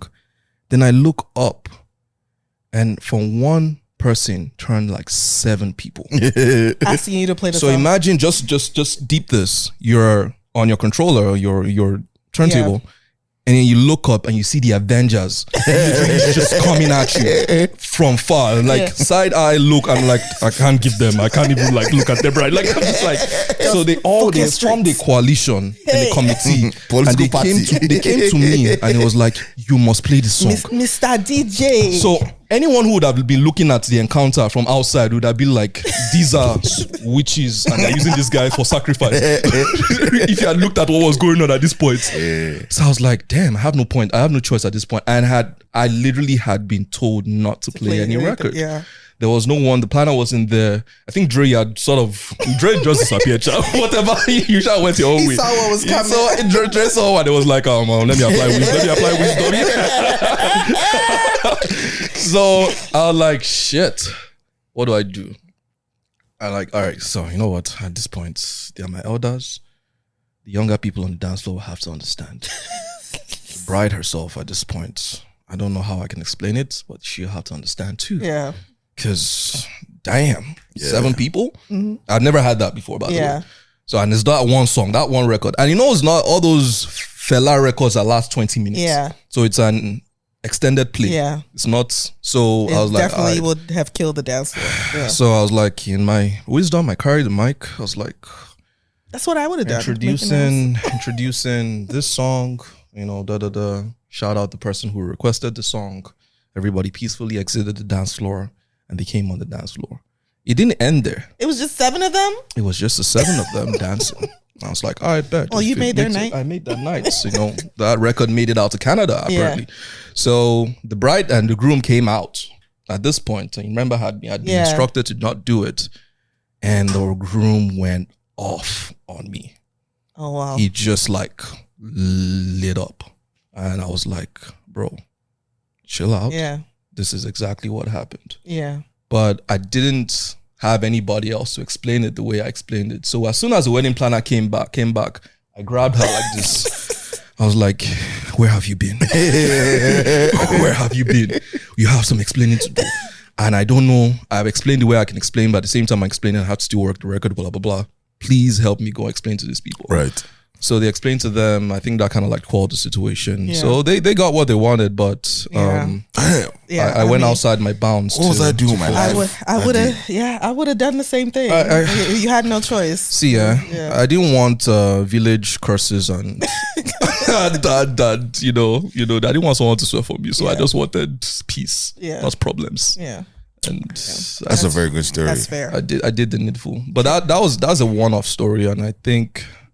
The reason why I remembered it because that was kind of like a painful adventure. I'm not gonna lie. It was a painful 15 minutes of that wedding. Yeah. And there's some things as a DJ that kind of throw you off sometimes. Mm-hmm. It's like you plan to do the set and there's a way you plan the night, and this literally just threw you off your game. And to get back into the tune of things sometimes can take me a while. So I think it was one of those things. Okay. Every time I go into DJ an event, I always tell myself to expect the unexpected and also, that's why I find it also really hard to pre-plan sets because you never know what the crowd is going to. My secret is always to like except I'm recording something and I know I'm recording it for something, my secret is always to pre-plan my first 5 songs, and then I'm just going off of like vibes, the crowd energy. Makes sense.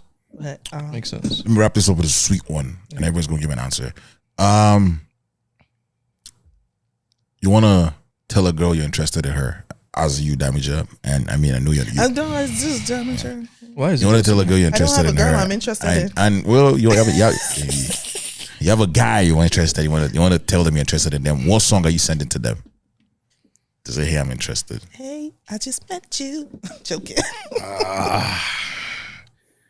A Wizkid song? No, not Wizkid. Tell me, say. Nah, I'm going old school actually. Okay. Like old school Motown, old school. Okay. Like I'm sending one of them records, and I've done it before actually. Like I made a whole playlist. All right, player. Playlist of like Damiger player from the Himalaya. And I'm like sending you. I'm like, I know you don't mess with the old school, but listen to this record. These are the songs that make me think about you. Did you say, hey girl? That's my guy. That's my DJ guy. That's Damiger. my guy. You know, some on the new edition song. You know, that type of record. Yeah. I could throw it back to the 70s too. And just give them something. You know, something classic. You still haven't picked this song. This is the one song. That's hard though. I've sent a lot of songs, quite a few. What's the most recent one? The one. I know there's nothing recent. Don't put my side trouble. It's no recent. I would say it was a new edition record, Mr. Telephone Man. That's cute. Yeah, I think that was. That's cute. That's cute. Yeah. That's cute. Telephone Man. I don't know what that is, but it sounds like it's calling the attention. Telephone Man. There's something wrong with my line. When I dial my baby's number. Whoa. You got it like that, Damiger. Ray, what about you? What are you sending? Man, I don't know that I'm interested. What are you sending? I don't know. Let me think about that. You have to think. I'm interested in them. Yeah. Pretty Ricky. Which one? It's only the one song. No, there's not. Which one? There's many songs. Which Pretty Ricky song? It's 5 a.m. Oh, that's like a booty call then. Okay. She's stating her intentions directly. So Pretty Ricky. Ricky. 5 in the morning. Fortune. I have to think. Niki. I want somebody. So, Niki, what about you? What? What did she say? Heard of it. Sandstorms. I know that song. You sent How it. does it go? You sent it to Abi. No, I've not sent it, but I know that song. How does the song go? I'm forming allegiance with. Oh. It's like kind of like we might be crazy, but there might be something there, so you're not fully taking a risk. Okay, you're toxic. Is there a storm? Is there not a storm? But hold on. You didn't say what song will you send. You said what will you do? I said, what song will you What send? was that you just said? Is that? Oh, you did say song. Okay, Yeah, what song my will you bad. send? My bad. Yeah. Martin, what about you?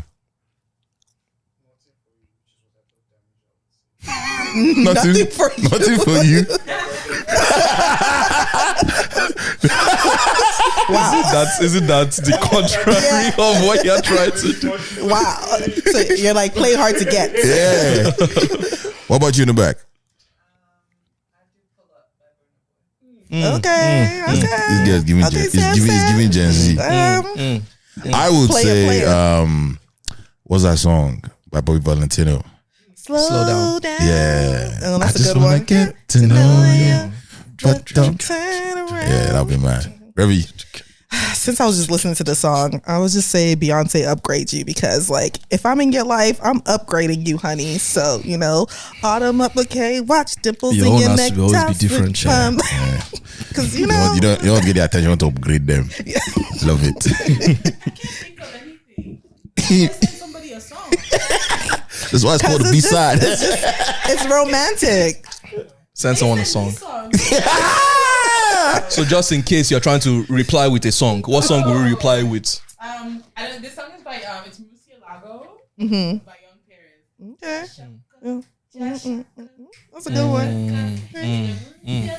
All right. Okay. I will do it the way we end our last question that we always end. Yep. What would be, if you were to throw a festival, what would be the name of the festival? Dre, do not help. I came ready. I came ready. What would be the name of the festival, and what would be your 3 headliners? Hey, let me listen to me. No. I want to hear yours first because Dre's always come through. I want to hear yours. Come through. I have 2 options. Okay. First one will be, damn, I love that festival. I like that. Yeah. Or what was the second one I had? Damage Control, the festival. Okay. What's yours? I didn't think about it. Let's pass it around the room first. Damn, I love that festival. Okay, damn, I love that festival. What would be your 3? Because damn, oh my God. What would be your 3 headliners? Oh, you were doing it for me. Yeah. Oh, that was the one. Yeah, that was for you. That was the one you thought I would pick. Yeah. I like it. I thought it was yours. No, it's damn. I love this festival. Hey, when you said Damage Control, I was like, is he trying to? No, I've been giving everybody suggestions, and they've been liking it so far. I like that actually. Damage Control and wrap it up. Damn, I like that part. Yeah. I like this festival. Okay. Wrap it up. So what's 3 headliners? 3 headliners, dead or alive? Can I headline my own show? Yeah, of course. So why not? You're an artist. Yeah. Okay. Second. Chris Brown, Def. Okay. Third. People I would like to see perform.